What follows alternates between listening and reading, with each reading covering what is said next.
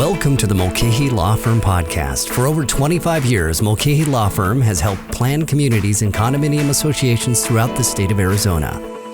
Please go to iTunes or your favorite podcasting platform and leave us a rating and a review. Thank you for listening. Here's Beth Mulcahy. Good morning, everybody. Welcome to class number 3 of our 2024 Virtual HOA Condo Academy. The topic today is turning challenges into triumphs. And we're going to be talking about strategic solutions for HOAs and condo WOES. So where do we go from here? In this class, we're going to provide solutions for HOAs and condos who are facing serious problems, including aging infrastructure, inadequate income, budget planning, fraud, and more. So good morning, everybody, to those of you who are joining us here today. Welcome to class number 3 of our firm's 2024 Virtual HOA and Condo Academy. We teach these classes in partnership with the cities of Avondale, Chandler, Glendale, Goodyear, Mesa, Peoria, Phoenix, Scottsdale, Surprise, and Tempe. My name is Beth Mulcahy, and I'm the managing partner and senior attorney for the Mulcahy Law Firm in Phoenix, Arizona. I have enjoyed representing HOAs and condominiums for over 27 years. My firm currently represents over 1,000 planned communities and condominium associations throughout the state of Arizona. I also currently serve on my HOA and condo board and have for many years. Before we get started, I'd like to start off by getting a feel for who's joining us here today, so I can tailor the information to best serve you. We're going to be launching 2 polls at the same time, one on Zoom and one on Facebook Live. And basically, if you're joining us on Zoom, you'll see a question on the screen that asks you, which city do you reside in? The second question is, let us know your current role. Are you a board member, community manager, interested homeowner, or other? If you're joining us on Facebook Live, what we'd like you to do is participate by placing in the comment section which city you live in, meaning which association do you live in, which city it's located in Arizona. Let us know what your current role is with your association. Are you on the board? Are you a homeowner that's interested who's not on the board? Are you a community manager that works with associations, or are you something else?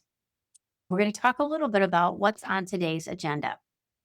I'm going to provide a summary first of the HOA and condo bills that are pending in the Arizona legislature this year.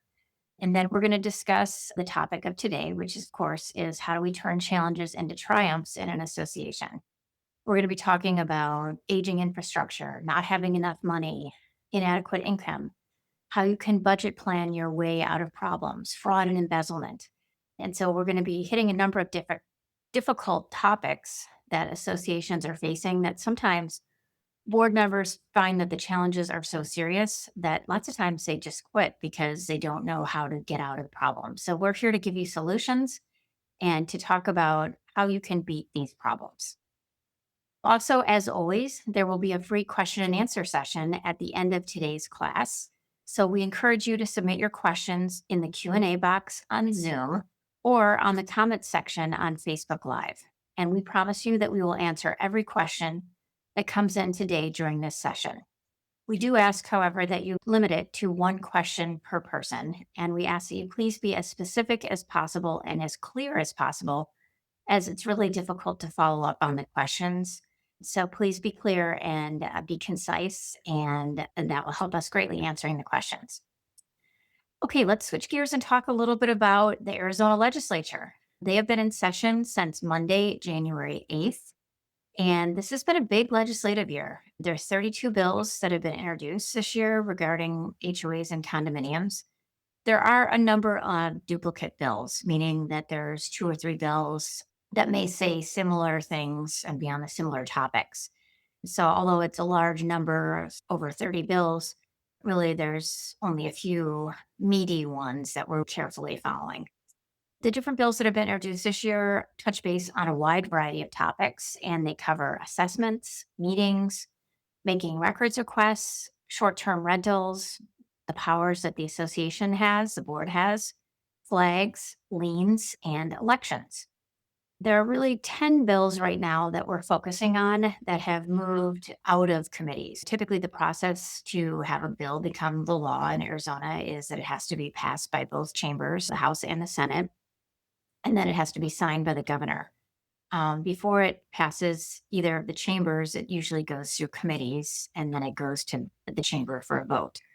So there's 10 bills out of the 32 that have been introduced so far this year that we're really watching. And those are the bills that have moved out of committees already. So let's discuss the bills just very briefly. So there's Senate Bill 1016 that deals with flagpoles, Senate Bill 1432 that talks about unlawful restrictive covenants, House Bill 2119 that talks about HOA fees, House Bill 2141 that talks about interior improvements in condominiums, House Bill 2460 that deals with public roadways and planned communities. And I think the point of that bill is to reverse what was passed last year, talking about, in planned communities, associations that have public roads, and can the association regulate the streets or not? They're going to do a total 180 and try to change that back this year. House Bill 2575 deals with HOA powers. House Bill 2648 deals with liens and assessments. House Bill 2662 talks about meeting agendas. House Bill 2698 talks about declarant or developer control. And then last but not least, House Bill 2861 talks about termination of condominiums. As I said before, those are the 10 bills that we're closely following right now. There are 22 bills that have not moved out of committee, and those are probably not going to go anywhere this year. We don't like to spend a ton of time analyzing these bills this early in the legislative session. So the legislature in Arizona opened in the first 2 weeks of January, and we're now edging towards the end of March. And we'll start talking about the bills. We don't want to get everybody fired up. These bills change, from time to time on a weekly or monthly basis. The content of the bills change. And so we are going to wait a little bit to do like a deep dive on the bills until we really see a bill that's cranking and moving forward. And we think you need to know about it, whether it's telling our legislature that we're in favor of it or opposed to it. We'll be discussing it during First Fridays and also in these virtual neighborhood services HOA academies. So probably starting in April or May, depending on how far along the legislature is this year. We'll be talking more about the bills that we think are actually going to pass this year. As always, we have a great legislative summary that we put out for anybody who's interested in following the bills. We do update this frequently when the legislature is in session. Our office is going to be sharing the link to the 2024 legislative summary to you on Zoom and on Facebook Live. So you're welcome to take a look at that. Don't forget that we also have this updated regularly, and it's posted on our website at mulcahylawfirm.com. If we're in between classes and you want to check out what's going on in the legislature, you can just go right to our webpage at mulcahylawfirm.com. And on the homepage is a link to the most updated version of what's going on in the legislative session, our cheat sheet summary of the pending bills.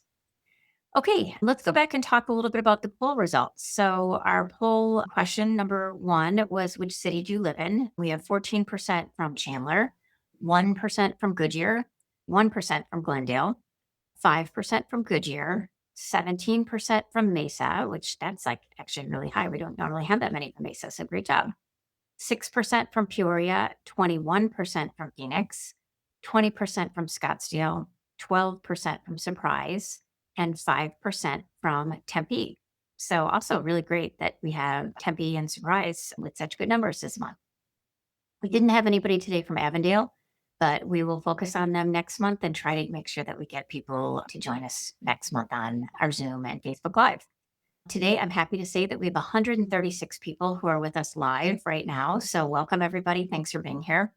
In terms of the poll question on what is your current role, we have 73% of you today are board members, which is, I think, probably one of the highest percentages we've ever had of board members. So great turnout. It's probably because of the topic, right? Dealing with the most difficult problems that associations are facing. We have 7% that are managers, so welcome. 19% interested homeowners, and then 1% other. So great turnout today. Thank you, everybody, for being here. Appreciate that. Okay, let's get right into our topic for today. Turning challenges into triumphs, strategic solutions for HOA and condo woes. Serving on a board is hard. For the 73% of you who are on the call here today, you already know that, right? There's challenges with homeowners maybe not complying with their documents. There's challenges with difficult owners who complain about things and make your job really difficult being on the board. There's also really big challenges, like overreaching challenges that keep you up at night. And those are the ones that we're going to be talking about here today. Some starting points that I would say is I've served on my board on and off now for over 14 years. And our board has dealt with some pretty serious challenges, frankly. There have been times for sure where I've thought about quitting being on the board because it is just such a thankless job. And it's hard to get all the moving parts working together. So the board may be really motivated to address an issue, but maybe the manager isn't as focused as we need the manager to be, or maybe you've got a new manager. The manager keeps changing, or maybe your board isn't totally in alignment on how things should be done. And so maybe you don't have a majority of the votes to deal with a really serious issue that's facing your association. So these are hard issues for associations.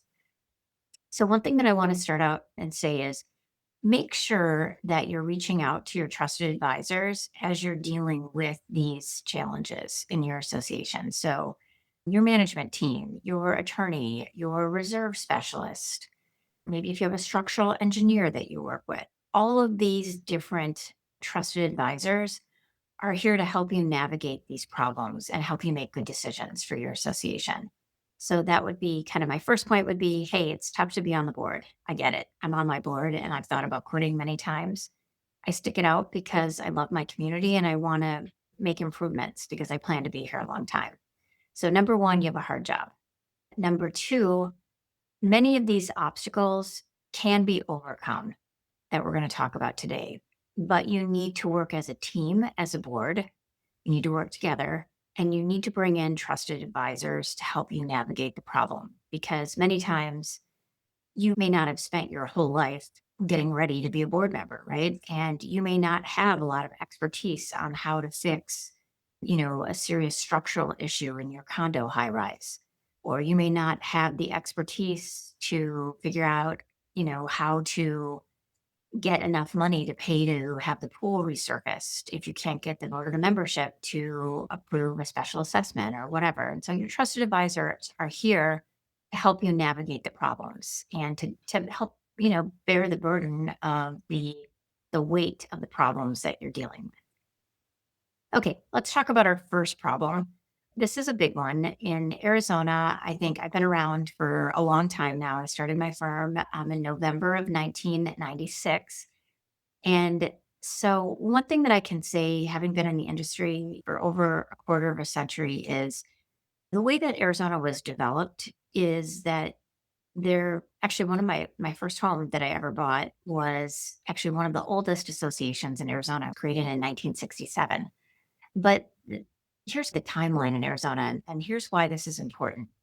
Most of the development in Arizona, there was some development in the 60s and the 70s, but most of the development in Arizona, like the explosion of housing in Arizona, took place in the 80s, the 90s, and the early 2000s until there was kind of the correction in the market in 2006, 7, 8, 9 when things really slowed down a little bit. So what we're dealing with right now is a lot of associations were developed in this 20 to 30-year period. And a lot of these associations that were developed in the 80s, 90s, and early 2000s, they've been around a while. And your infrastructure is in need of updating, possibly. Maybe it's failing. And the nature of boards is that boards change every year. And so there may not be a lot of continuity of board members on your board who can see a project from start all the way to finish. And so, that's problematic. So we're dealing with right now in Arizona, I'm seeing this in my practice every single day. That's why we decided to teach this class is that we have associations that were developed 30 years ago, 20 years ago, 15 years ago, and their infrastructure is in need of repair or in need of updating. And the board doesn't have enough continuity to get the job done. Or maybe the management company is changing all the time. And, we need to come up with some ideas and plans for these associations as they navigate the aging process, so to speak, so that we can keep them healthy.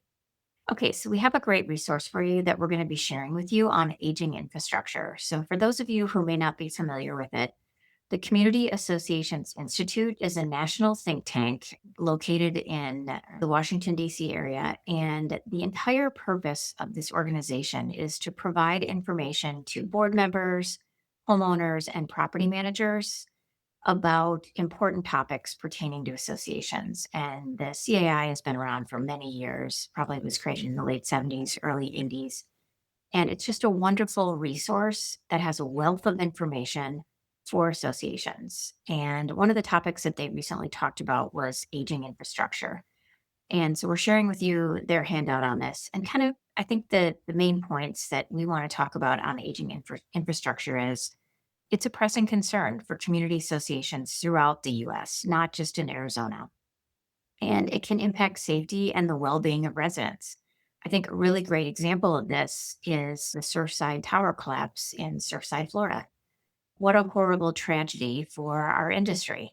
And how did that high rise condo get to that place where the building was so deteriorated that it ultimately ended up collapsing, or a portion of the building ultimately ended up collapsing, and many people passed away as a result of that building collapsing. So in my mind, it was a turning point for me in terms of this aging infrastructure issue is so serious that now we're talking about life and health and safety issues for residents. If the board isn't making good decisions or we can't get the residents to approve the special assessment, this is a pressing concern and it can impact lives, especially in high rises.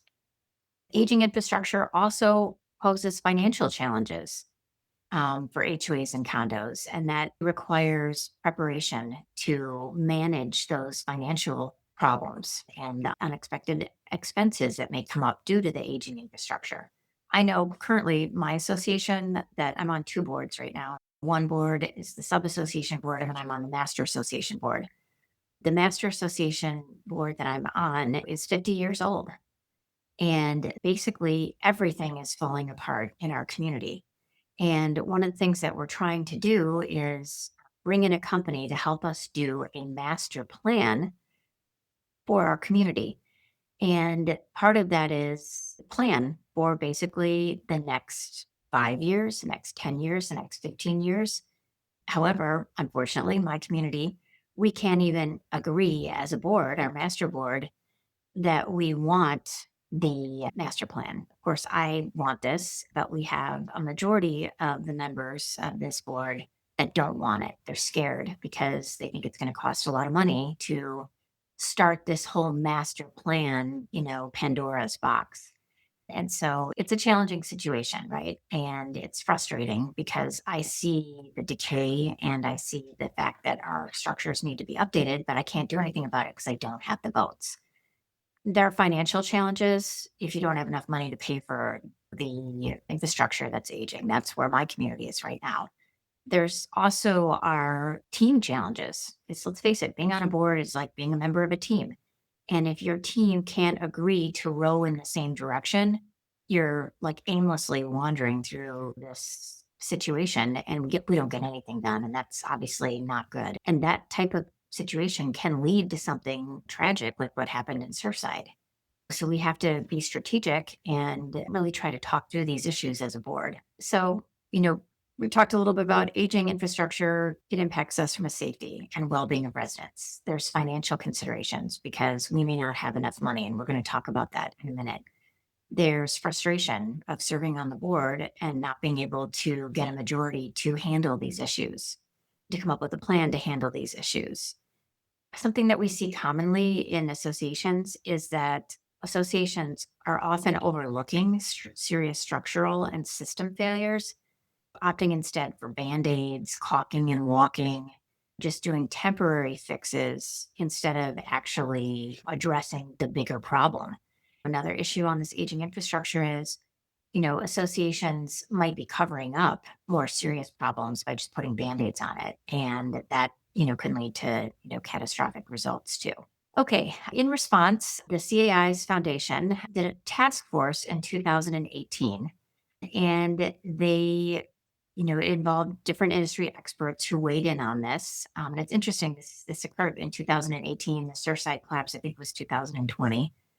To identify what are the biggest issues that are facing associations and how can we prepare associations for addressing inevitable infrastructure problems. And so we're going to be sharing this information on the task force for you. I mean, it's a couple years outdated, of course, but it has some great information about how other associations throughout the entire United States are handling these issues and what industry experts are suggesting.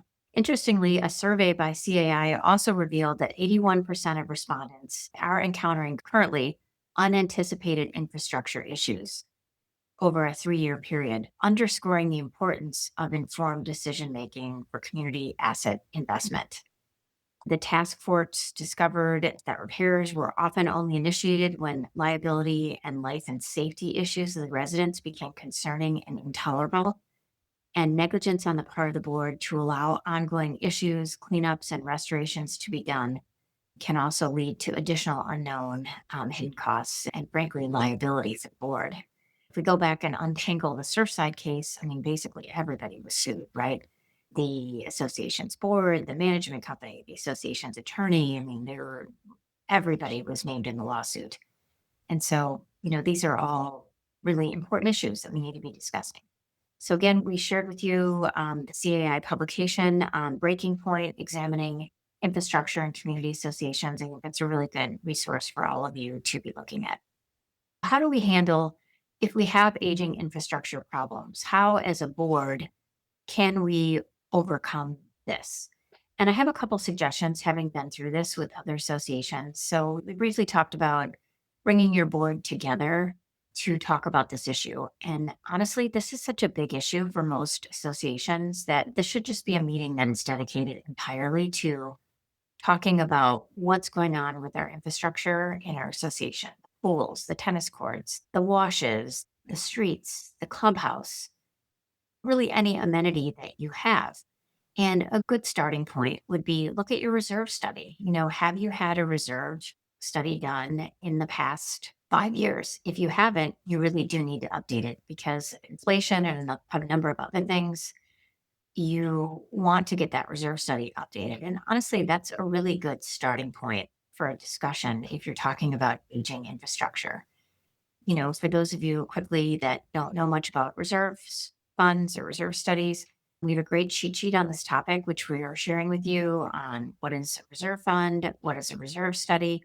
Basically, the bottom line on it is it's a budgeting guide that will provide a comprehensive plan to show how to fund long-term capital improvements for your community. And usually it's done with like a 30-year window in terms of the useful life of all of your amenities and capital improvement projects.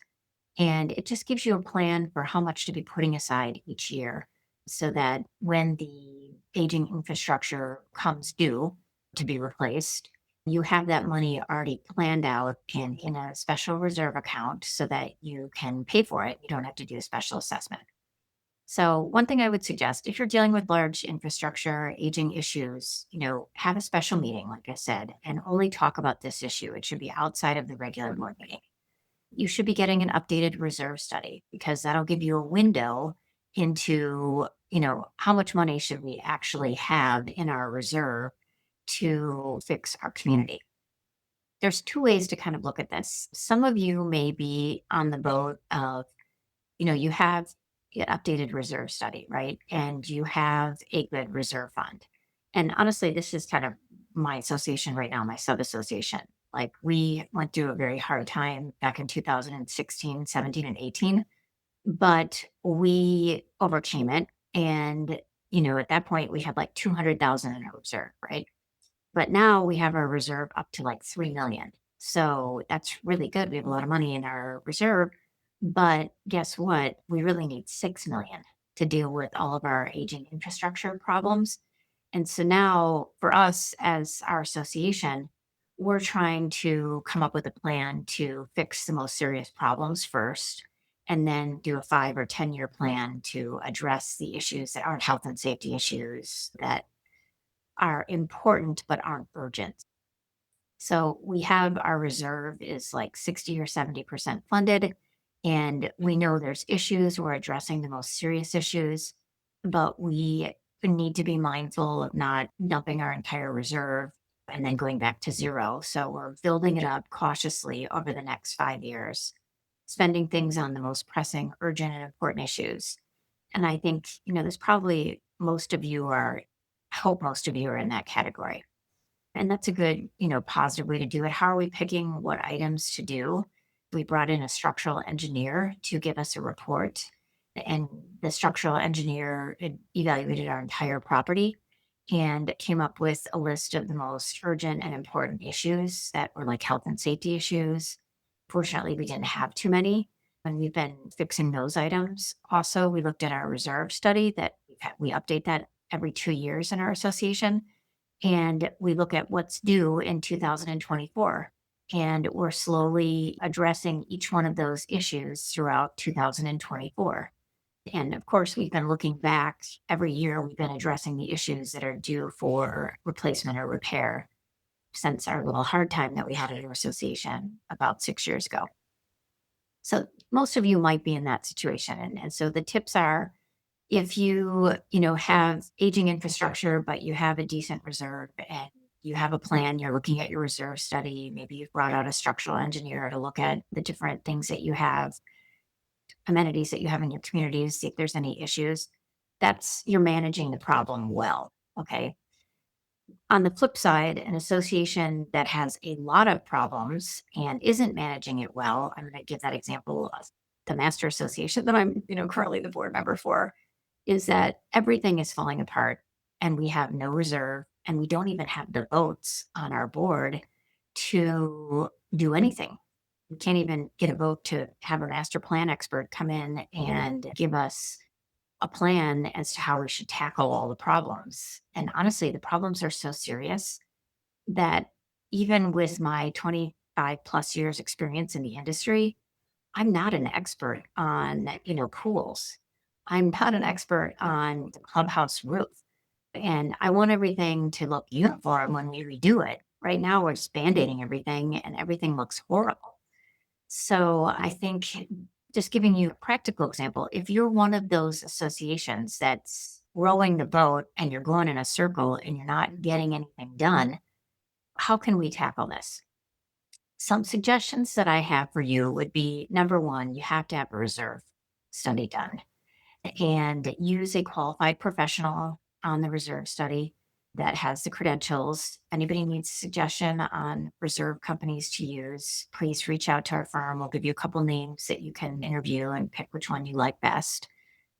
And then after you get the reserve study done, you really have kind of like a 360 view of, okay, this is how serious things are. We're supposed to have X amount of dollars in our reserve, and these are all the issues that need repairs. That would be a really good time to bring in a master plan company and have them help you plan out how to fix all of the serious problems that are in your association. And I think you can communicate with the master plan company like, hey, we can't do this in 2 years because people are going to go nuts if they get a big special assessment. And so there's a lot of good communication that's going to need to go into when you hire the master. And I have some names of master plan companies if anybody's in this situation right now. And in addition to the reserve companies, there's master plan companies that can help you navigate through this process. And what the master plan company does is they do a survey of your residents to find out how the residents are feeling about how things are going. And the survey goes back to them, and then they share it with the community, the board and the community. And then they just help you come up with a plan, whether it's over 5 years or 10 years or 15 years, to fix the infrastructure so the community continues to be beautiful and it doesn't look like one contractor do one pool and then another contractor do the other pool and nothing matches. And they help you plan it out in terms of the financial side of it. And they work with the board if there's difficulties with the board agreeing on this. Now, what do you do if you have a board where you can't get along, right? And you're in that rowboat and it's just going in circles. You cannot get everybody rowing in the same direction. I think bringing in an expert to help you, bringing in a team of experts to help you. So have a meeting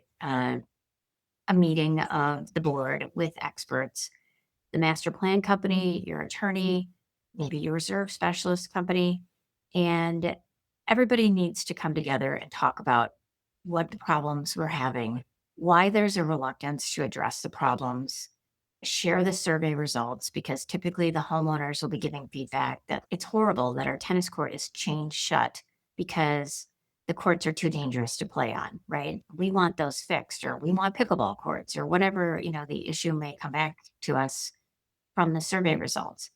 And you need to talk through the issues. Typically, what we find is if you can have a meeting like that separate from a regular board meeting where you have adequate time, probably schedule like a 3 or 4 hour meeting, you find out why people might be scared to make the changes, to go forward with a plan like this. And some of the common things that we hear are it's going to cost too much money, or the residents don't really want this. And, maybe some of the fears might be internal fears for the board members, like they may not have the money to pay a special assessment, or possibly they don't want changes. They like things the way they are. And the survey results telling them that, hey, our demographic wants this is really helpful in talking through all of these issues. Also, talking about alternate means to fund these big infrastructure problems that we see. The typical ways that we fund things are through the reserve fund, right? But maybe if you're in this category where you don't have enough money in your reserve, that's not an option. Another option would be a special assessment. And you're going to have to look at your documents to see how, you can do a special assessment. Every set of CCNRs is different. So it may require a vote of the membership. If people don't want to do that, you may be able to get a loan. There are many banks in Arizona and national banks that give loans to associations to help fund infrastructure repair, improvements to your community. Again, you're going to have to check your documents. See, that's why you want your lawyer there to talk through, hey, can we do this under our documents? Can we take out a loan? Maybe you do a hybrid approach where you get some of the money from a special assessment or some of the money from the reserve, and then some of the money from a loan that the association takes out. So there's lots of options on how to fund this, especially if you plan it a long-term plan where you're doing it over a number of years. And so having that planning meeting, I think, is very helpful. And then hopefully you get over the barrier of not having the votes to move forward.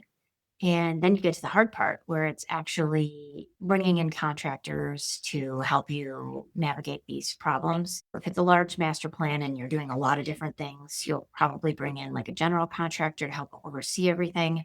If you're a smaller community, you may still want to have an expert helping the board oversee things to make sure that the different contractors that you're hiring are doing the work properly.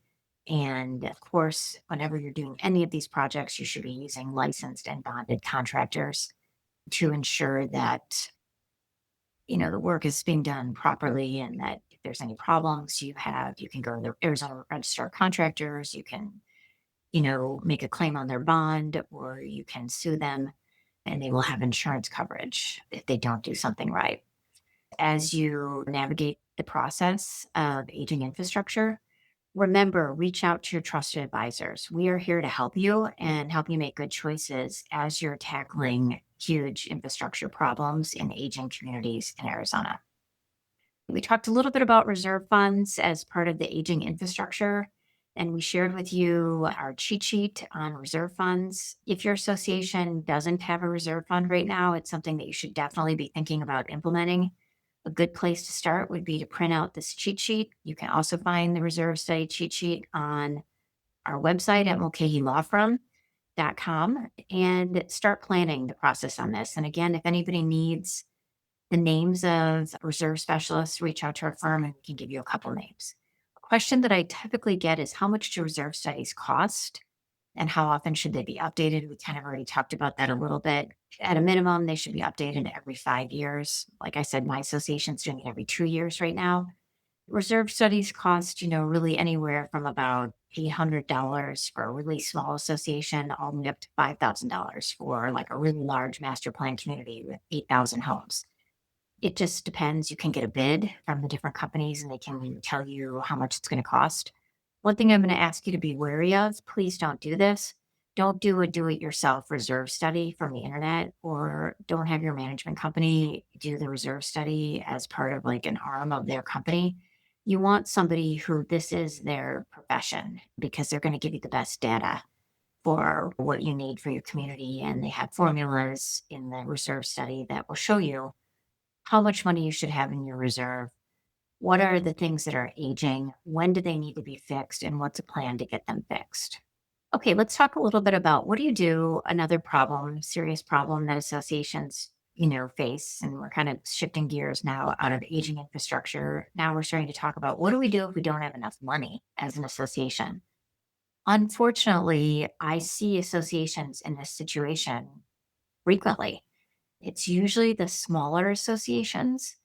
And, one of the telltale signs is maybe I'm listening in on a board meeting and they say something like, we have done really well at keeping our assessment rate the exact same rate for the past 12 years. That is like the worst thing you can do because what's happening is everything around you is going up in price. Your lawyer is increasing their hourly rate. Your management company is increasing their management company fee. Your landscaper is increasing their fee. The water company is increasing the water bills. The power company is increasing the cost to get electricity. And you have this pool of income that isn't increasing along with these other increases. And that leads to deferred maintenance, in my opinion. And so, what do we do if we're an association that, like, we're in a financial crisis? Like, we can't even pay our bills, right? So, basically, here's some things that I would recommend. Start out by doing a 360-degree review. Okay, so take a look at your association's financial situation. How much money do you have in debts each month and or annually? And then, how much money do we have coming in terms of income? And this honestly goes hand in hand with your budgeting process, right? You should be doing this every year when you're creating your budget for the next year. So, the 2025 budget is going to likely be done in August, September, or October of 2024. So let's look at what's our financial situation. If you're struggling to pay bills, prioritize essential expenses first, right? You got to pay the insurance bill, right? That's something that's essential. You have to pay your utilities. So you need to figure out which expenses are mandatory for you to pay if you're in this really critical situation where you don't have enough money. Then reach out to your trusted advisors and talk with them about, okay, how can we get money for our association? Can we do a special assessment for our community? Look at your CC&Rs because that's going to tell you, do we need a vote of the membership? If you're trying to get a special assessment to dig out of an inadequate income situation, a couple of suggestions that I have would be you have to communicate how serious this is to your membership because we need their vote to get that special assessment passed typically. So have a town hall meeting and lay out what the problems are and why we don't have enough money and how much money we need to get things back on track. You have to do a little bit of a PR campaign on that to get the votes. Also, you should be increasing your assessment rate every year for your association. You should be looking very carefully at, when you're doing your budgeting process, income that's coming in versus your expenses, any anticipated increases in expenses in 2025 when you're doing that budget later this year in 2024. All of that should be factored in. And I'm not aware of anything that's costing less than it did a couple of years ago. So you should be increasing that assessment rate to stay consistent with the increases that you're seeing in all of your expenses. And maybe if it's mid-year, that's going to be for planning for 2025, but maybe you need to increase it mid-year. And you got to look at your CC&Rs to see how the board can increase that rate. You may have to amend your budget for 2024 if you're struggling to get your expenses paid during 2024. And there's likely going to be a vote that's required to increase your annual assessment rate for 2024. And again, reach out to your trusted advisors for any special assessment evaluation and for increasing your regular assessment evaluation. Amp up the communication to your members so that they understand why we need to do this and why we need their yes vote. Another option we talked about briefly on the aging infrastructure is think about getting a loan for your community. There are banks that provide loans. The collateral is future assessments that are coming in. It may be a way that you can get out of debt and start planning better for the future. You're going to have to pay it back over time, but it might be a fix that can help you, get through this time. One thing I want to mention, because I have seen boards ask me about this, and I have actually seen boards do this, and it's gone so wrong, is sometimes a board member will say, "Oh, I'll loan the association the money to help us get out of this fix." Or a homeowner says, "I'll loan that money to help us, fix this big problem that we have with the pipe or whatever." Please do not do that. That is never a good idea. We shouldn't be doing private loans with homeowners or with board members ever for the association. And again, you should be running all these types of things by your legal counsel for your association. Really important that you explain to them how serious the issue is. Be transparent. Share everything with the owners about how serious the problem is, and then work with your trusted advisors to help you overcome the financial difficulties, your lawyer, your management company. Come up with how you can make plans to financially recover for your association and what the strategy is going to be going forward. Next thing we're going to talk about is budget planning. We have a cheat sheet that I want to share with you that I think is really helpful. I recommend that you whip this out in August, September, or October of 2024 as you're preparing your budget. It kind of helps you from A to Z. Here's how to prepare a budget for your community. Anybody wants a sample budget, we have a great sample budget that we have in an Excel spreadsheet. You're welcome to contact our office and we'll provide that to you for free. Best way to do that is just email me at bmulcahy@mulcahylawfirm.com and I'll be happy to send you a sample budget. I encourage you to take a look at the budget planning cheat sheet, whether you're in a financial crisis right now or whether you're planning your budget for 2025. It's a good place to evaluate what are our expenses and what is the income and look at the deficiencies in the budget and look at overages that you may have in the budget and start the dialogue as a board.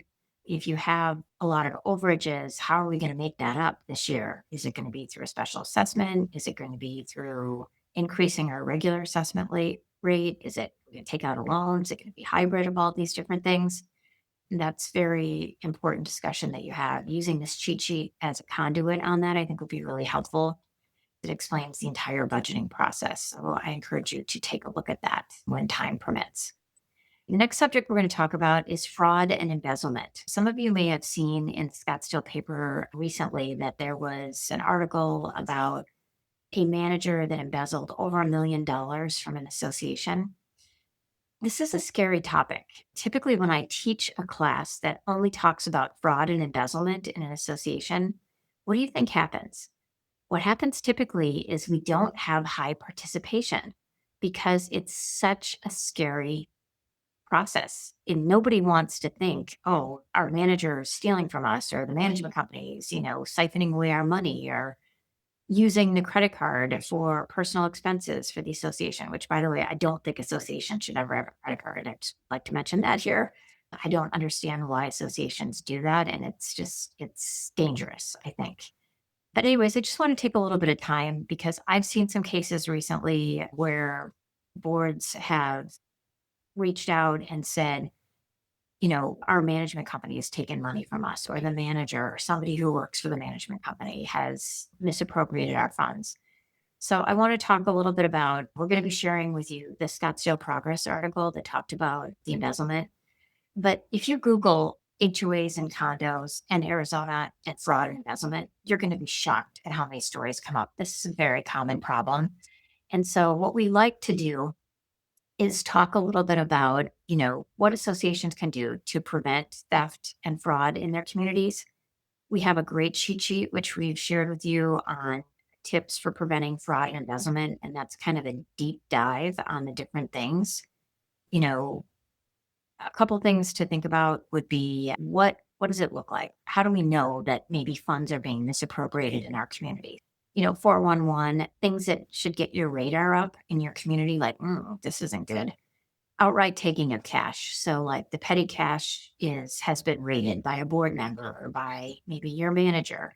There's supposed to be $1,200 in there and there's $8. Okay, with no accountability, no receipts, nothing.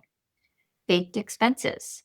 Maybe they're paying a vendor that doesn't exist, which was what happened in the Scottsdale case that I talked about here earlier. Non-existent employees or former employees still on the payroll, paying them out. Transferring association funds to another community, transferring association funds to the manager electronically, transferring funds to the association's management company electronically. Recently, we heard about a case where the management company, when they took over the property, they put the association's reserve account in their name. The association never saw the money again.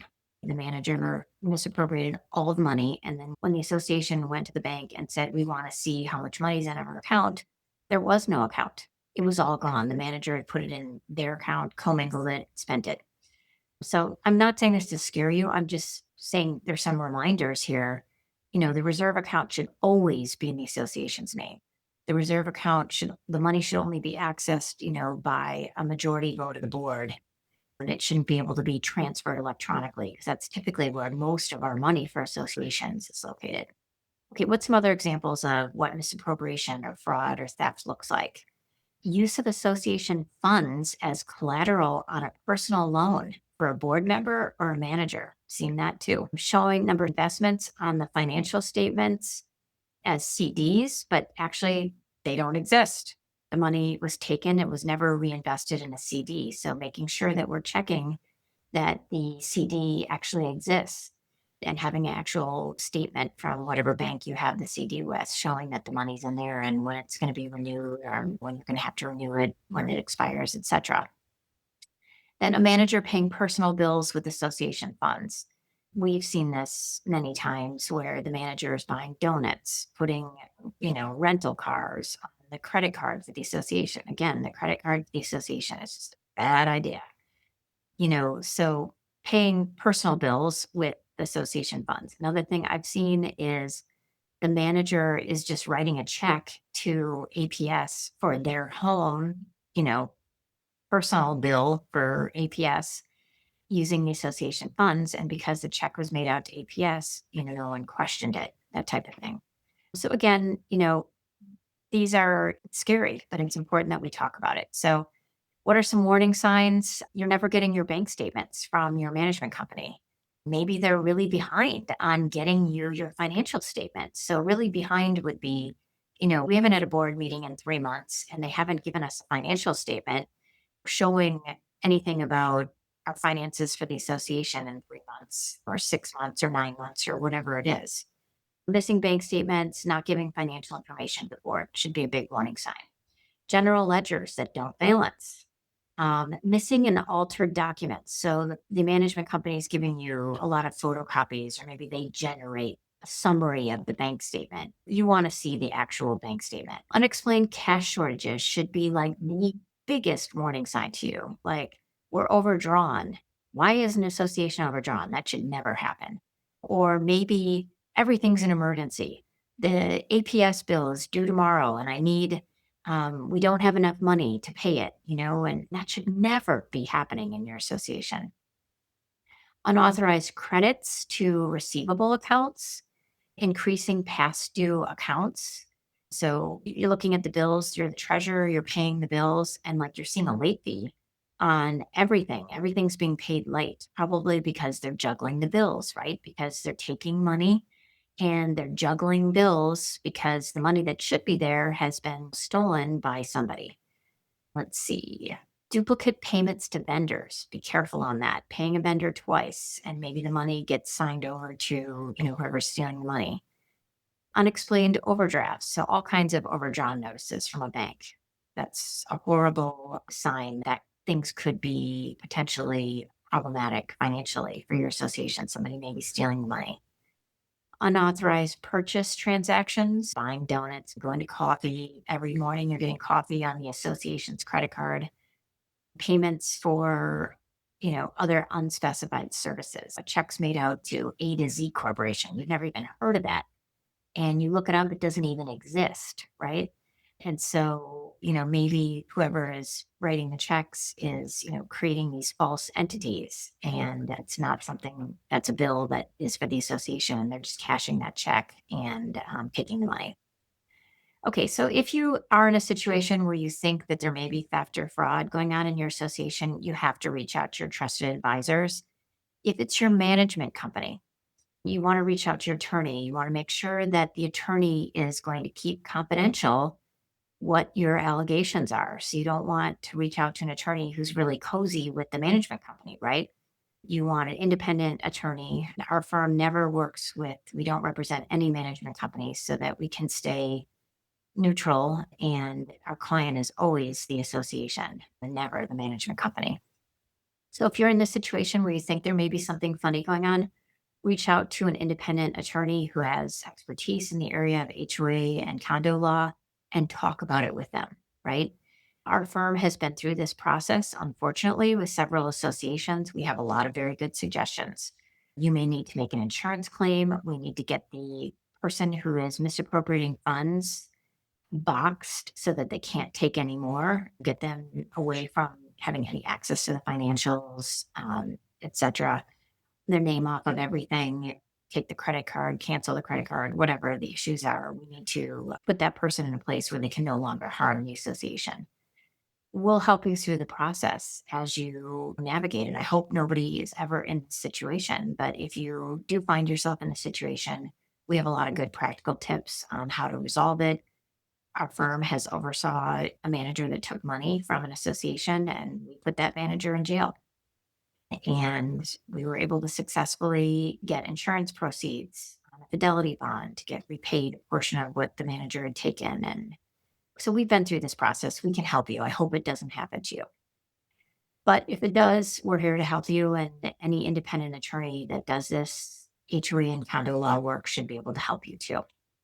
Okay, let's talk about what are some things that you can do to prevent this so it doesn't happen to you. Just as a quick final topic that we're going to talk about before we get into the questions. So keep your association's financial records up to date. Do not let your manager or your board member, if you're self-managed, fall behind on creating the financial statements, giving copies of the bank statements to the board, creating a budget. Everything should be current. Now, remember, with bank statements, we're always a month behind on the financials, right? So I have my board meeting this week on Thursday. It's our March board meeting. I'm going to have the February financials that we'll be reviewing, and that is normal and customary in our industry. Okay, another tip to, make sure that you're being vigilant and taking control of your finances. Assign control of the reserve funds to the entire board, not to the management company and not to one board member. Monthly financial reports should be prepared and made available for board review. What you should be getting in your board packet should be a balance sheet, a statement of revenue and expenses, and a comparison of actual revenues and expenditures to budgeted amounts, which is typically called like a year-to-date budget. You should also be getting copies of bank statements for any accounts that the association has, like the original bank statement, a copy of that. Any CDs, your reserve account, all of that needs to be accounted for and shown to you every single month in your board packet. Some management companies don't like it when I say this, but another suggestion I have is have two board members sign all checks that are over a pre-designated amount. So maybe any check that's over $2,000 and that's not a regular bill, we have two board members sign. Before signing checks, any check signers should review the invoice and make sure that, you're paying the bill for your association and that it's not for the manager's, private APS bill. Keep only a small amount of petty cash on hand and in a secure place, and have a procedure for keeping track of the petty cash. Regularly review delinquent receivable balances. So if money's owed to the association, you should be looking at it, seeing that it's being corrected, etc. Make sure you're purchasing enough fidelity insurance to cover volunteers, board members, the management company employees. $50,000 in a fidelity bond is probably not enough. You want to look at how much money you keep in your sweep account, like your bank account for your association, every month. How much is still left in there in the sweep account. Your reserve account should be totally in control of the board, and only majority of the board can move funds out there. It depends on how much fidelity insurance you have. I would recommend more than 50 grand, but it may be a good question to talk about with your insurance agent when your policy comes up for renewal. Hire a CPA to do an audit, review, or compilation every year if you can afford it. If not, take 3 years of records to the CPA and say, you randomly select a year to audit, or 5 years to the CPA. You randomly select 2 years out of 5 years, or 1 year out of the 5 years. Just knowing that there's going to be an audit, review, or compilation is a deterrent to anybody who might be going to be stealing money from you. If your board discovers that the funds are missing from your association, remove the suspected fraud perpetrator from a position of control and remove them from access to your finances. Notify your insurance carrier, bring in your trusted advisor or legal team that's independent from the management company to give you advice on how to proceed. Okay, so we kind of covered a lot of topics today. What are the biggest problems that face associations and how you can successfully navigate them? I'm happy to report that we had over 150 attendees here today with us on Zoom, which is awesome.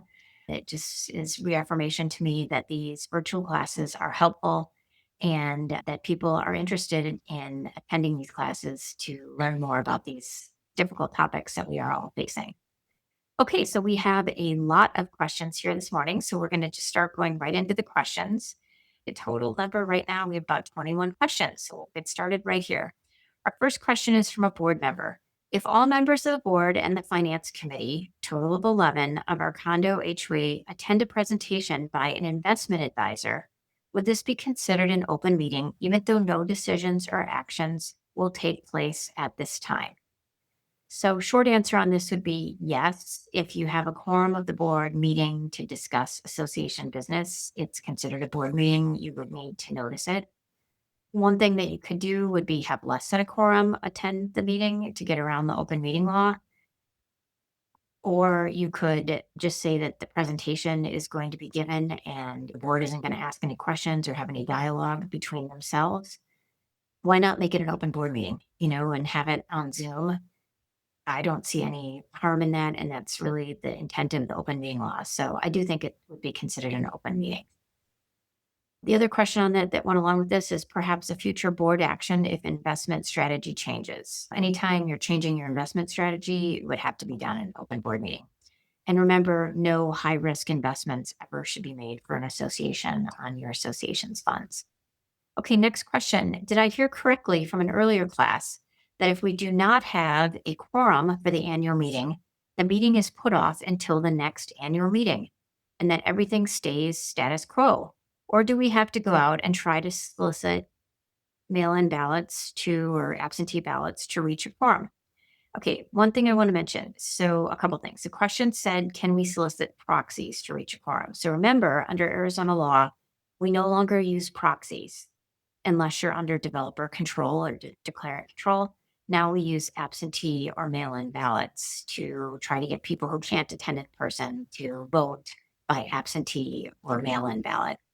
If you don't have a quorum at your annual meeting, what happens? So basically, if you don't have a quorum at your annual meeting, I recommend that you try again.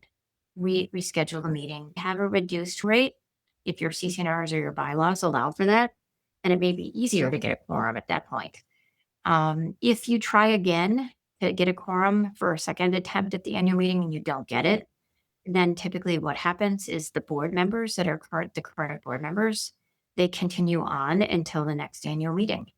And sometimes the board member wants to get off at that point, and maybe what they do is resign, and then maybe the board appoints a replacement for that person. That can happen.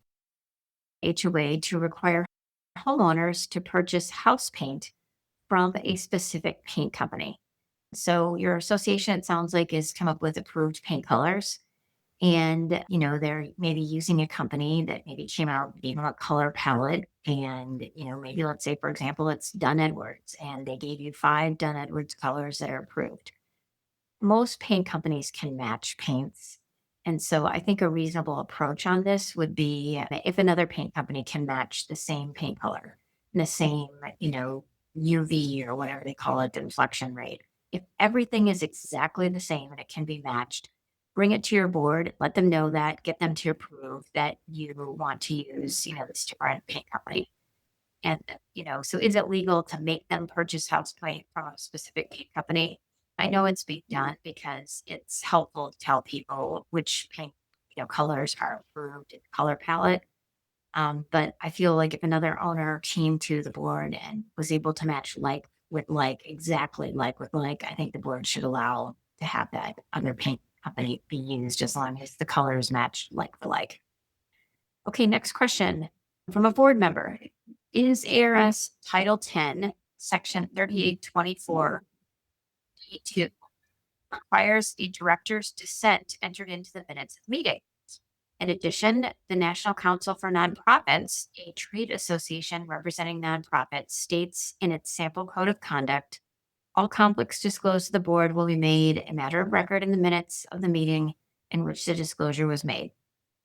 The board of my HOA does not report any dissension or conflicts in its minutes, only a nay vote. To me, when there is a major conflict in minutes, the secretary should provide a brief discussion of the dispute. When there is a major dispute on a motion, what specifically should the board record in the board minutes? And if the minutes do not report a dispute, what action should a dissenting board member take? A couple things. The meeting minutes for the section that you're quoting is in the Nonprofit Corporation Act, although because I'm just looking at this question for the first time, I don't know for sure. I think the best way to handle this is the board doesn't have to, under the law, state lengthy discussion of why somebody's opposed to something. If a director asks to have their name listed as dissenting to whatever is being voted on, I think the board should state, Susie Q asked to have the record reflect in the minutes that she voted against this. That's fine. I think the board should do that if that happens. If the board member feels very strongly about this and wants something, more put in there, then I suggest that they just write an email or a letter to the board and ask to have, that placed with the association's record so that there's a record, a more detailed record of why they're opposed to this. Okay, next question, number 5. Current status of the Corporate Transparency Act as it pertains to associations. Well, that's probably the $1 million question right now, right? Okay, so quick little update on this. We talked last month about the Corporate Transparency Act. And as for some of you, quick 411 is that the federal government passed a law that went into effect January 1st, 2024. And it says basically that by January 1st, 2025, all corporations that fall under a certain category, which associations typically will fall under this category, just, as nonprofit corporations in Arizona, you will have to do this. It states that we have to provide certain information to the federal government. So the names of the board members, some personal identifiers of the board members, like their social security number or their driver's license number. And we have to provide that every time there's a change in the board so that the federal government can keep track of who's serving on these boards. It's overreach, in my opinion, by our federal government to be doing this. And so there was a case that was recently decided in a different jurisdiction, not in Arizona, for a group of corporations that were opposed to the Corporate Transparency Act. It was appealed. And it was determined by a judge that the Corporate Transparency Act is unconstitutional. Now, there's a lot of discussion about what does this mean? There's a case, and I can't remember where it was, somewhere like in Kentucky or something, that says that it's unconstitutional. What does that mean for HOAs in Arizona and in other parts of the country? Well, it's instructive. That's what I'll say. One court has said this is unconstitutional. And I think it's kind of like the first shoe to drop. I'm not saying here that Arizona HOAs can just blow off this January 1st, 2025 deadline that we have, because, this hasn't been ruled unconstitutional for everybody. It's just been this group that sued on it. But it's the shoe dropped, right? So a court has now said this is unconstitutional. There's going to be a flood of a whole bunch of other cases where other entities are going to file lawsuits saying this is unconstitutional. I don't know how those judges are going to rule. But I do think it's overreaching, like I said, and I do think that we got to keep an eye on this over the next 9 months, 8 or 9 months. And if I were a betting person, I think probably that we're not going to have to comply with this, but we're not there yet, right? The first shoe dropped. We got to wait for a couple more shoes to drop here before we can say, this is not something that we have to comply with. Another thing that could happen is that the legislature could overturn this, and say this doesn't apply to HOAs and condos. So everything's kind of in a state of flux on this right now on the Corporate Transparency Act. And my best advice is our firm's keeping an eye on it. Okay. We're going to be reporting to you, leading up to the January 1st, 2025 deadline. We're going to be talking about this issue a lot. And we're going to be providing you with feedback as we get closer and closer to the deadline as to whether or not you need to comply with it. So stay tuned would be what I would say. Okay, next question, number 6. What exactly is the treasurer's responsibilities for given that our management company prepares financial statements for board approval and they become part of the official record? Okay, so we're going to be sharing with you a cheat sheet that we have on board member roles and responsibilities. And on the flip side, we have like the treasurer's responsibilities that you should take a quick peek at. Also, I would recommend that you look at your bylaws for your association. The bylaws typically have a section in there that says what the treasurer's responsibilities are. Lastly, just in my experience, because I've served as treasurer of my association, the treasurer for your association has a heightened responsibility to carefully review the bank statements, the financial statement, the year-to-date budget, to be a part of the budgeting process, in the summer months or the fall months leading up to the next fiscal year. And you're the one, the buck stops with you. And so, I served as a treasurer for my association for 2 years maybe. And I had to really carefully look at that board packet before we walked into the board meeting. And I had to, provide a summary of what the current financial state was of our community every month. And I was carefully checking because let me tell you, I didn't want to have fraud or embezzlement on my watch when I was the treasurer. So I was very, very careful. I probably spent maybe an hour before the board meetings, maybe a little less, 40 minutes to an hour, carefully looking through everything to make sure that, none of those warning signs that we talked about here today were present. So I think that's kind of a good summary for you. And just because the board's looking at this, that's not enough. If you're the treasurer, there's a heightened level that you have to be looking at this much more carefully than other board members. Question 7, our bylaws require the board to have 5 members. A director recently resigned, leaving us with 4 directors. We are a small community, and despite an aggressive search, we have been unable to find a volunteer to join the board. One community member is now arguing that the board cannot act without the 5th director. Is that true? No, that's not true. I mean, in a perfect world, you could find another person to be that 5th director, and you should keep looking for somebody. Keep sending out notices, keep talking about it at the board meetings, that if anybody's willing to serve, we'd love to have you. We need somebody to help us. But really, if you have a 5-member board, quorum is 3, and so you have 4. So as long as 3 directors are showing up for every meeting, that's a quorum. So, you don't have to have that 5th director if you can't find anybody. I mean, of course, the best case scenario would be that your bylaws say you have to 5, you have 5, but things happen where you can't get people. Now, if you're going down to 3 or 2 directors and you can't find anybody to replace them, then you want to bring in our firm writes a letter to the community telling them that, hey, if we can't get directors to serve, we have to go into a receivership. And we've helped other associations with that. And, that's a very effective tool to get people to volunteer because nobody wants their community to go into a receivership because it's going to end up costing everybody a whole lot more money.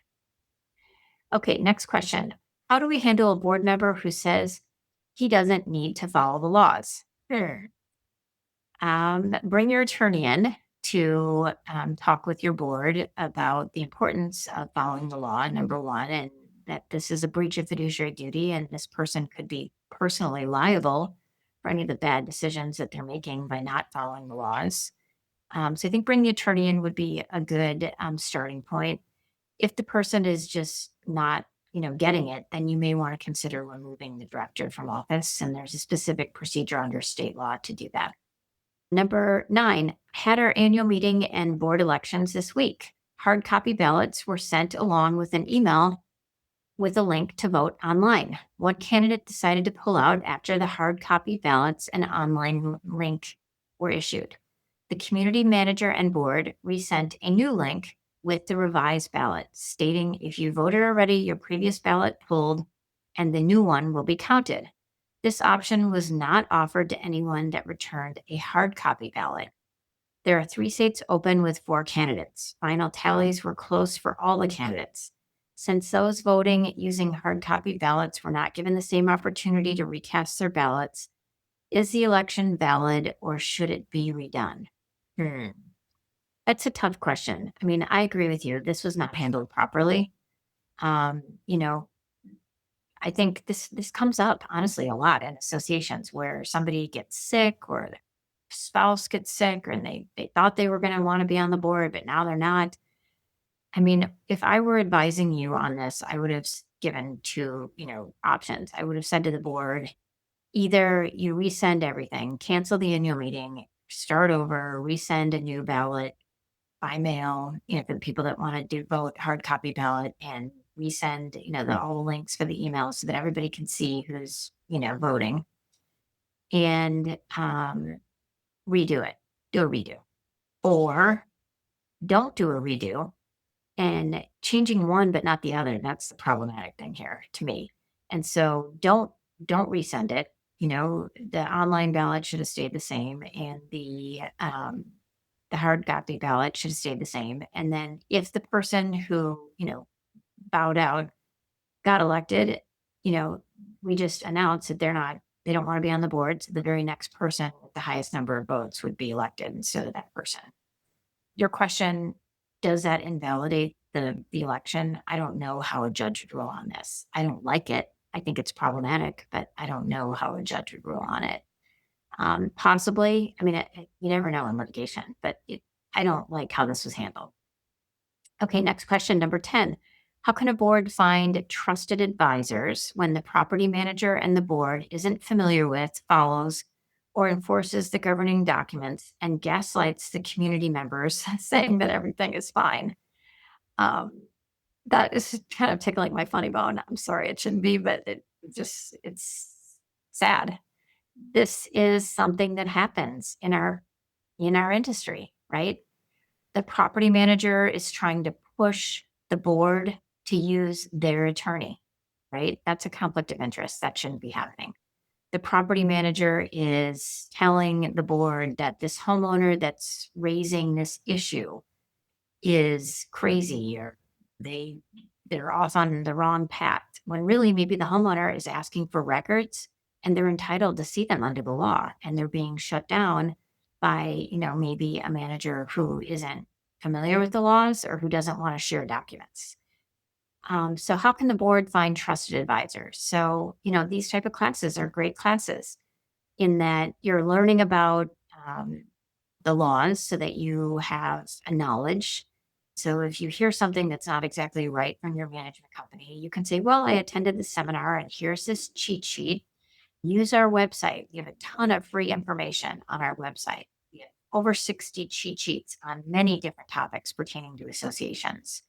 We have all of the videos of every class we've taught, all there, fingertip away, click away, and you can, show them, hey, this is what this attorney said, and this person has a lot of expertise, has been doing this a quarter of a century. And, reach out to us because we don't align any management company. So I will tell you exactly what I think on every issue. There's no filter. I just say I don't agree with this, or I do agree with it, or whatever. I'm calling it the way I see it. Okay, next question, number 11. If our association wants to update our bylaws to limit the number of rental units owned by one person, do we also need to amend our CC&Rs? So yes, this is something that wouldn't be put in the bylaws. This should be put in the CC&Rs. And we have a great cheat sheet called Amending Association CC&Rs and Implementing Rental Restrictions that I want you to take a look at. We're sharing that in the chat and also on Facebook Live. A couple of thoughts on this. we want to be careful. I don't know if we actually can limit the number of rentals owned by one person. So we want to kind of talk that through. Like, are you targeting one person, or are you saying, I think what you're saying is you don't want you don't want an investor to buy like seven or something like that. So it's possible we could do something like that. But there needs to be a strategy on that for sure, because you don't want to spend money on an amendment if ultimately it's not going to be enforceable or it's going to be challenged. So I think I would want to look at that a little more carefully. Okay, number 12, are you aware of associations obtaining large loans? So I would say yes, I am aware of associations. I have helped associations navigate that process. There are banks that specialize in giving loans to HOAs and condos, so that's something pretty common. There was a question about me personally for my HOA that I'm in. Have we ever obtained a large loan? And the answer is no, we have not done the loan route. Okay, number 13. Is it legal for the HOA budget line items to fund the reserve account, artificially inflating the assessment fee and not reflecting actual operating costs? So I think what you're trying to say here is so the HOA budget line items to fund the reserve account.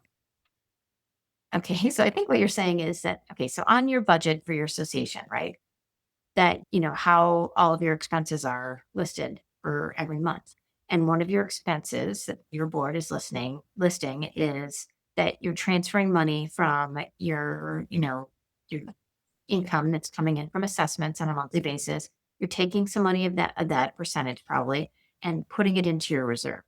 And so your point is you think that the board is artificially inflating or making up that they have to put money in the reserve, and that's making or artificially inflating your assessment fee. Truly, I never have seen that.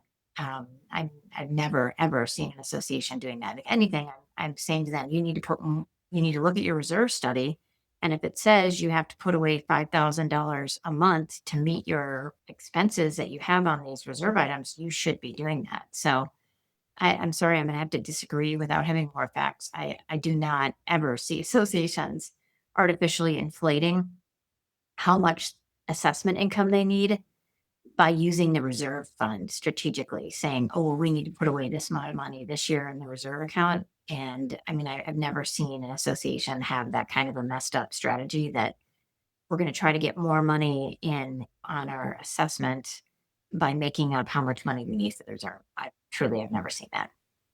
Okay, next question. Past boards have not earmarked reserve funds for specific projects and continually pull funds for lesser needs.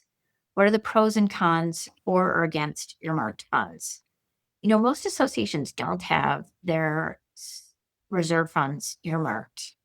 They have a reserve study that shows how the money, what the needs are for that year. And then the association's board has to make a decision in terms of how do we spend the money that we actually have available to, pay for our reserve funds. So are there pros and cons for earmarking it? I mean, yes, but things change too. So the cons are that things are more expensive than maybe we thought they would be, and then you don't have enough money.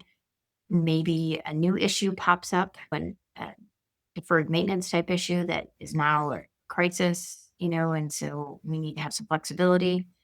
So I would say most of our clients are not earmarking their reserves funds to the penny or anything like that. They just know how much money is in their reserve. They're looking at their reserve study, and then they're looking at the needs and making the decisions. Question 15, is there a percentage you keep in an account for extra unplanned needs, or is extra money all there to be in reserve? Okay, really good question. So actually my association, we have about $20,000 a year that we put into kind of like I can't remember exactly what we call it on the budget, but the basis of it is like unexpected expenses. So we have like a $20,000, cushion in case something comes up in the year that we didn't anticipate. So, our budget is like couple $1,000,000. So it's a very small percentage, but I don't think that there's a bright line rule about, oh, you should keep 10%, as a holdback in case there's something that comes up for unplanned needs. I think most associations don't do that. But I think having looked at our budget carefully, since I've been on the board, it is frustrating when we have something big that comes in that we weren't anticipating. And then, we're struggling to pay for things that, we budgeted for because of that, change. So I like having that little fudge money there to help us in case something extra comes in a year that we weren't anticipating. Question 16. If no board members are willing to serve as secretary, can a volunteer association member or resident take notes for the meeting so as not to have the president take notes and have to run the meeting? So, yes, of course, somebody can volunteer to take the minutes, and, the board will approve them at the next regular board meeting. That's totally acceptable. Honestly, it's so easy to take minutes. When I'm serving on our board and when I would take minutes or when I'm attending a board meeting as legal counsel for an association, I always offer, hey, can I take the minutes for you to give somebody the day off? I just have my laptop open and I just take the agenda and I just put that right in on my laptop and then I just start filling it in. And I do them right as the meeting's going. So it's no big deal. And when the meeting ends, I maybe spend 2 minutes cleaning it up and then they're done for the next month. So it's not that big of a job, but if a resident wants to do that, that's fine. And great. We should be very appreciative that the resident's willing to do that. Okay, question number 17. Looks like we are up to 24 questions. So we have about 3, 4, 6, 7, 8 questions left. Okay. Our master board posted a 2023 reserve study. The input to the reserve company was not complete. Many of the assets listed in the 2018 study were omitted.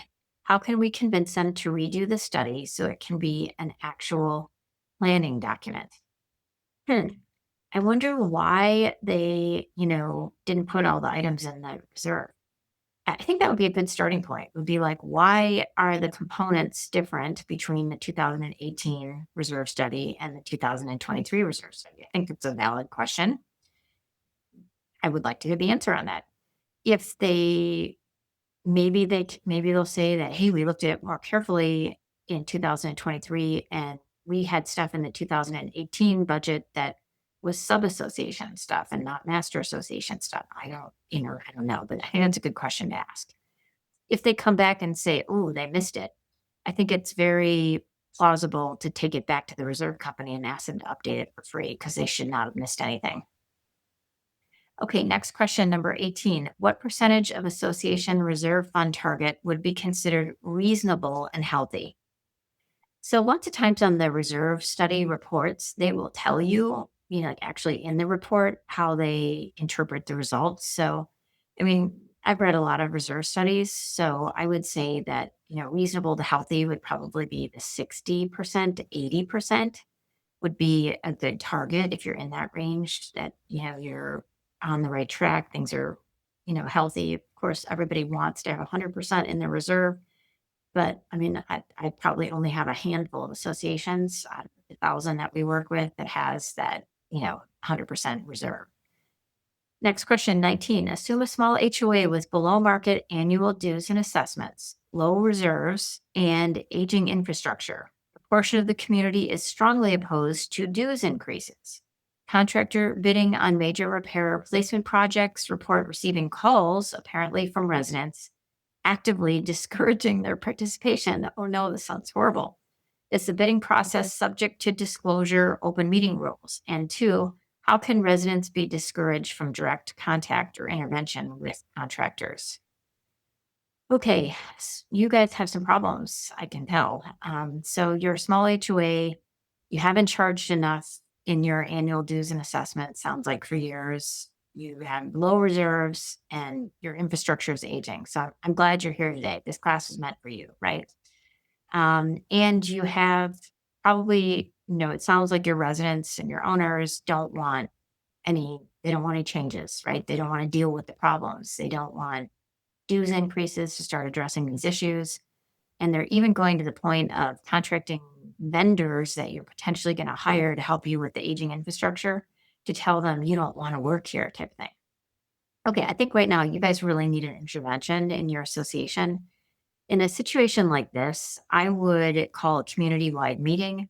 I'd bring your attorney, your management company, your insurance agent, and, a structural engineer, and have the panel talk about the problems, and that we need these different things to so that the property values don't go down and for health and safety reasons. And we need to get the owners better informed about the consequences if these issues aren't handled.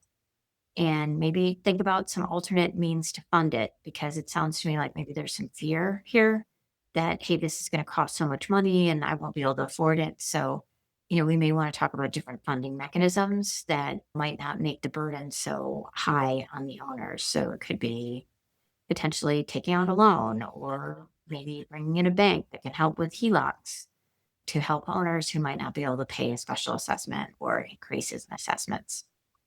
Okay, next question. Can you, as a resident, request the bank statements along with the financials? So short answer would be yes, you can. And the association is required to give those to you. Question 21. As a board member, can I review the ballots after the annual meeting? And how long are we required to keep them?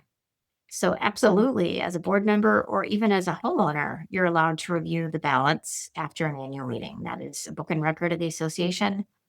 For an annual meeting, I would suggest that you keep them for at least 6 years in case somebody challenges it. There's a 6-year statute of limitations for breach of contract, so I would keep those ballots for at least 6 years. Question number 22. Please provide suggestions for recurrent vandalism issues. Great question. So I have a great cheat sheet on dealing with safety issues in associations. I can't remember the exact name of it, but basically it talks about what are some crime prevention methods for an association. So go to our website, mulcahylawfirm.com, click on our cheat sheets, and I think it's like how to prevent crime. Preventing crime and limiting liability. Thank you, Morgan, who's in my office here helping me run today. She's a superstar, as you can see. She knows that right off the top of her head. And so I would recommend that you take a look at that. Some of the suggestions that we have in that cheat sheet, and you can do the deep dive reading it, but installing cameras, maybe getting a block watch going in your community, getting an off-duty police officer to patrol. These are all some suggestions that could be helpful. I don't know where the vandalism is occurring, if it's at the pool or in a clubhouse or if it's in people's driveways. But that cheat sheet should give you some great tools to help you navigate that problem. Okay, next question, number 23. I like your idea of conducting a survey of homeowners. Do you know of any templates that might suggest the kind of probing questions we might ask? Well, the companies that come in and do this are, pros of this. So the master plan companies, they probably have some templates. You may want to Google search it, like sample aging infrastructure survey or sample master plan survey for, HOAs, to see if you could find an idea, of what types of questions they're asking. Unfortunately, I don't have anything like that in my back pocket to share with you, but that would be some suggestions. Also, reach out to the master plan companies. Contact me to get their names of a few that I could give you, and they may share something with you. Okay, question number 24. Do most HOAs operate on or with a cash basis budgeting process rather than an accrual? Honestly, I don't know that question, but what I would recommend I don't know the answer to that question, but what I would recommend to you is talk to your CPA for your association. Hopefully they work with a lot of other HOAs and condos, and they should know that answer. I believe it's cash, but I don't really, that's not really where I don't get involved in that part of, the HOA's financial side. Your CPA would. And so I think that's the best person. Okay, last question. How detailed should meeting minutes be, particularly committee reports? So we have a great little summary for you in our cheat sheet called Community Association Board Meetings. On the flip side of that cheat sheet, we have a summary that we did on how to take perfectly proper and legal meeting minutes. So I'd encourage you to look at that. How detailed should they be? Not that detailed. Basically, you should have on there who attended, what decisions were made, right? What decisions were made, what decisions failed. It's not what was said, it's mostly what was decided. Okay, that's it for our questions today. We're on great timing. We're at the concluding remarks now. I hope everybody had a great St. Patrick's Day on Sunday, and hope you have a wonderful Easter or Passover with your families and friends this month. I won't see you again before that holiday. Keep your eyes out for our Mulcahy memo going out on Thursday this week. We're going to be including a survey asking for some feedback from you. What topics do you want to see for our classes for the next 6 months for Mulcahy Law Firm? And these would be the neighborhood services, virtual HOA Academy classes. So if you're not getting our Mulcahy memos, you should be, because twice a week we're putting out a memo on an important topic that pertains to HOAs and condominiums, legal aspects of running an HOA or condominium. So if you want to be added, please put your name in the chat right now that you'd like to be added, or contact me at bmulcahy@mulcahylawfirm.com. And so it's really important when we send out that request for what are some topics you'd like us to see, like us to talk about. We listen, because we're doing our planning right now for July 1st through December 31st. So we have to come up with 5 or 6 good class topics, and we want to hear from you to find out what are the topics you want to hear more about. We're also want to remind you that we have our next First Friday event will be Friday, April 5th at 9 a.m. And that will be coming up very quickly. And remember, First Fridays, for those of you who may be joining us the first time today, First Friday is an opportunity for you to have your questions answered for free. It's on the Zoom platform, and we also broadcast live on Facebook Live, and you can submit one question and we answer it during this call, or during the Zoom call or the Zoom video conference. And if you're not able to attend live with us at 9 o'clock on April 5th, you can watch the replay of it on our Facebook Live page and see what the answer to your question is. Next, a couple classes we have coming up in April. We have a surprise HOA summit. This is actually going to be in person on Wednesday, April 10th, in the evening from 6 to 8 p.m. And we're going to be talking about what are the roles and responsibilities of board members. And it's going to be at the Scottsdale HOA Summit. Contact the City of Surprise to register. We also are going to be putting some information on that on our website if we haven't already. Another class that we're teaching is our Virtual HOA and Condo Academy for April. That's going to be on Tuesday, April 16th at 11 a.m. We're going to be talking about navigating stormy waters. So how do we deal with difficult people and difficult situations in HOAs and condos? So difficult owners, difficult board members, difficult vendors. We are going to get the skinny on how to best manage that during that class. So we hope that you can join us for that class, which will be our 4th Neighborhood Services Virtual HOA Academy for 2024. So happy Easter to everybody. Happy Passover to everybody. Please enjoy the beautiful Arizona weather before it gets too hot. If you're so inclined to do so, we would sure appreciate a review of our law firm on either Google or on Yelp, because the feedback that you provide to us on these classes, we share that with the neighborhood services departments from all around the valley. And that just shows them that these classes are valuable and that we want to keep them going through 2024 and into 2025. And I think by the participation we had today, I think we can all agree that we have a lot of people interested in these classes. So it helps us to have those reviews to pass on to our neighborhood services department. So thanks everybody for being here today. Have a great rest of the week. Goodbye. Don't forget, our free cheat sheets are available for download at mulcahylawfirm.com. The intent of our Zoom, Facebook Live, First Friday free call-in, videos, and podcast is to provide a forum for board members and community managers to receive answers to HOA and condo legal questions. Please note, the content of these sessions are general in nature and is not intended to and should not be relied upon or construed as legal opinion or legal advice regarding any specific issue or factual circumstance. You should directly consult with an attorney for advice regarding your individual situation.